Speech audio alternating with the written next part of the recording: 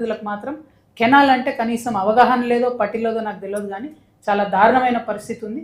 దాని మీద దృష్టి పెట్టాలని చెప్పి నేను కోరుతా ఉన్నాను. మరి అదేవిధంగా మీ జిల్లాలో ఉమ్మడి నల్గొండ జిల్లాలోనే వెంకటరెడ్డి గారు ఉన్నారు. ఆయన ఆర్ఎండ్బి మంత్రి కాబట్టి ఈ జూలూరు రుద్రవెల్లి అనేటటువంటి గ్రామాల మధ్యలో ఎప్పుడు మూసి వంగినా, ఎప్పుడు కొంచెం నీళ్ళు వచ్చినా కూడా ఇక్కడ ఉన్న లో లెవెల్ ఏదైతే కల్వర్ట్ ఉందో అది మొత్తం పొంగిపారుతుంది. దాంతో ఏమవుతుంది, మనకు బీవీ నగర్ టు పోచంపల్లి మధ్యలో 10-15 రోజులు రాకపోకలు బంద్ అవుతాయి. కాబట్టి కోమటిరెడ్డి వెంకటరెడ్డి గారు ప్రత్యేక దృష్టి పెట్టి తొందరలో ఇక్కడ మంచి పెద్ద బ్రిడ్జ్ కట్టాలని చెప్పి నేను డిమాండ్ చేస్తూ ఉన్నాను.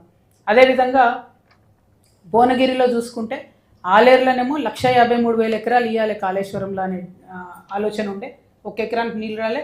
భువనగిరిలో చూసుకుంటే 80,589 ఎకరాలకు కాళేశ్వరంలో నీళ్ళు ఇచ్చేది ఉండే, కొత్తగా 1 ఎకరానికి కూడా ఇక్కడ కూడా నీళ్ళు ఇచ్చుకోలేదు.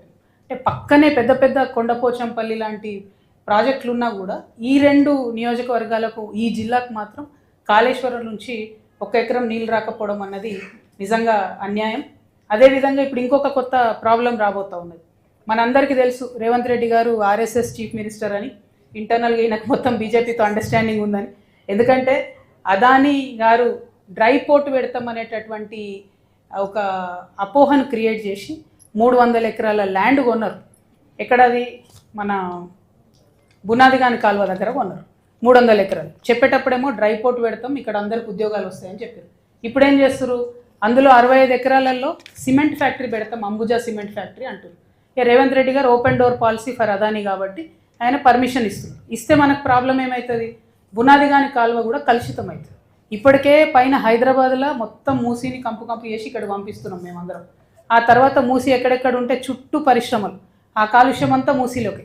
ఇప్పుడు ఫ్రెష్గా దాంట్లో ఇంకో కంపెనీ ఇచ్చే ఆలోచన చేస్తూ ఉన్నారు. అక్కడ స్థానికులందరూ కూడా భయపడతా ఉన్నారు. కాబట్టి ముఖ్యమంత్రి గారు అక్కడ అంబుజా సిమెంట్కి పర్మిషన్ ఇవ్వద్దు అని చెప్పి నేను డిమాండ్ చేస్తూ ఉన్నాను. అదేవిధంగా మన ఇదే బునాదిగాని కాలువ ప్లస్ ఈ మన ధర్మారెడ్డి కాలువ, ఈ మొత్తం మూసీలో ఉన్న ఈ ప్రాజెక్టుని కంప్లీట్ చేయడానికి 2006లో శంకుస్థాపన చేస్తే మళ్ళీ same 10 years of BRS, 2 years of Congress, 284 crores allotted, spent money only 95 crores. పని మాత్రం కాలే, ఇంతవరకు అది ఫుల్ఫిల్ కాలేదు.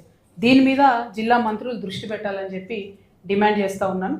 అంటే నేను అనేది ఏంటంటే అన్ని కొత్త ప్రాజెక్టులు కడతాం, ఇప్పుడు ప్రతి నియోజకవర్గంలో కొత్త ఇంటిగ్రేటెడ్ స్కూల్ కడతాం, ఉన్న స్కూళ్ళకేమో రిపేర్ చేయం, ఉన్న స్కూల్లో టాయిలెట్లు కట్టాం, కొత్త స్కూల్ కడతాం.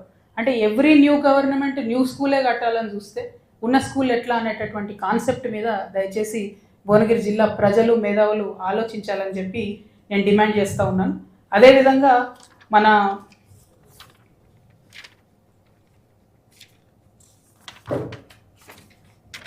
ఆలేరులో రెవెన్యూ డివిజన్ ఏర్పాటు చేస్తామని హామీ ఇచ్చింది కాంగ్రెస్ ప్రభుత్వం. ఇంతవరకు దాని మీద కనీసం ప్రయత్నం చేస్తలేదు. కాబట్టి ఆలేరు రెవెన్యూ డివిజన్ ఏర్పాటు చేయాలని చెప్పి నేను డిమాండ్ చేస్తూ ఉన్నాను. దాంతోపాటు భూదాన్ పోచంపల్లిలో Indian Institute of Handloom Technology అనేటటువంటి యూనివర్సిటీ ఇక్కడికి రావాలి అన్నది, అంటే దీన్ని ఆల్మోస్ట్ ఐఐటి ఆఫ్ హ్యాండ్లూమ్స్ కింద కన్సిడర్ చేస్తారు. కాబట్టి అది భూదాన్ పోచంపల్లిలో రావాలని ప్రజలు కోరుకుంటున్నారు. కానీ ముఖ్యమంత్రి గారు ఫ్యూచర్ సిటీలో పెడదామని ప్లాన్ చేస్తున్నారు. అట్లా కాకుండా ఎక్కడైతే చేనేత కార్మికులు పెద్ద ఎత్తున ఉన్నారో, ఎక్కడైతే ఆ స్టూడెంట్స్ చూసి డైరెక్ట్గా పని నేర్చుకోగలుగుతారో, ఎక్కడైతే రెండిటి అనుసంధానం చేయడం ఈజీ అవుతుందో ఆ ప్లేస్లో ఈ ఇన్స్టిట్యూట్ పెట్టాలని చెప్పి నేను డిమాండ్ చేస్తూ ఉన్నాను. అదేవిధంగా మన యాదాద్రి జిల్లాలో తుర్కపల్లిలో గ్రీన్ ఇండస్ట్రియల్ పార్క్ కడతామని చెప్పి ఒక 61 మంది రైతుల దగ్గర నుంచి 93 ఎకరాలు ఇదివరకే తీసుకోవడం జరిగింది. కానీ ఇంతవరకు అందులో ఒక్క ఇండస్ట్రియల్ యూనిట్ కూడా రాలేదు. మరి ఏమవుతుందన్న ఎక్స్ప్లెనేషను ప్రజలకు ఇవ్వాలి.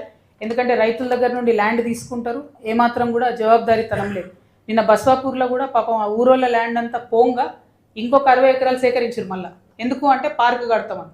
పార్క్ ఎందుకు అంటే అటు సైడ్ యాదాద్రి నుంచి వచ్చే వాళ్ళకు మధ్యలో బస్వాపూర్ కూడా ఒక టూరిజం స్పాట్గా డెవలప్ చేయాలనే ఆలోచన ఉండే కాబట్టి పార్క్ కడదామన్నారు. కానీ ఘోరం ఏంటంటే ఇంతవరకు అసలు అది నోటిఫై చేసిరా చేయలేదో కూడా చెప్తలేదు గవర్నమెంట్. సో చుట్టుపక్కల ఉన్న ల్యాండ్స్ ఏమో కోట్ల రూపాయలు పలుకుతున్నాయి. ఆ 61 ఎకరాలు నోటిఫై చేసిన దగ్గర ఎవరు 10 లక్షలు కూడా కొనేటటువంటి పరిస్థితి లేదు. ఆ రైతులందరూ నిన్న చాలా బాధతో, ఆవేదనతో మాకు చెప్పుకున్నారు. కలెక్టర్ గారు నేను డిమాండ్ చేస్తూ ఉన్నా, ఆ పార్క్ ల్యాండ్ మీరు నోటిఫై చేసిండ్రా చేయలేదా, ప్రజలకు అట్లీస్ట్ ఆ క్లారిటీ ఇస్తే వాళ్ళు మంచిగా బతికేటటువంటి పరిస్థితి ఉంటుందని కూడా నేను కోరుతా ఉన్నాను. అదేవిధంగా మరి ఇక ఇంతకుముందే నేను చెప్పినట్టు చేనేత కార్మికులకు కంప్లీట్గా ఇచ్చేటటువంటి చేనేత భరోసా అంతా కూడా పెండింగ్ ఉన్నది.